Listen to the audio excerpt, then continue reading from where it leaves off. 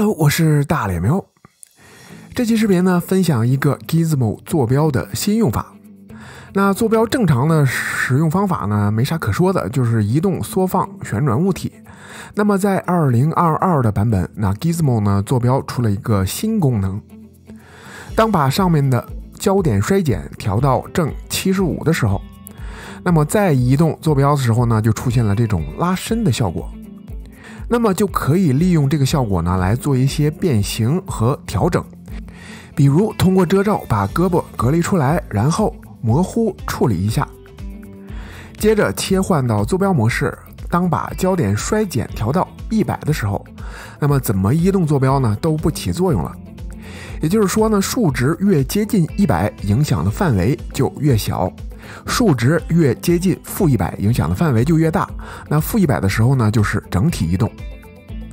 现在把数值变成90，那就可以通过移动和旋转对胳膊的局部做调整了。坐标在哪个位置呢，就可以对相应的位置的周围去做调整。再比如我想对身体的上半身做调整，遮罩起来，这里一定要模糊遮罩，才不会影响遮罩过度的地方。可以使用这种方法去调整后背的形状，调整腰的粗细等等。此时的作用呢，其实就有点像晶格的变形器，对局部做调整的同时呢，其他部位也会跟着相应的变化。还有就是离坐标越远的部位受到的影响也就越小。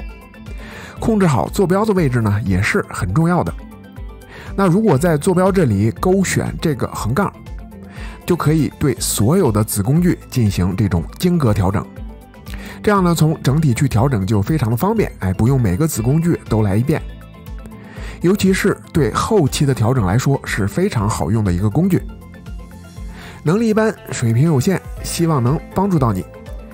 这期的分享就到这里，感谢观看的你，我们下期见。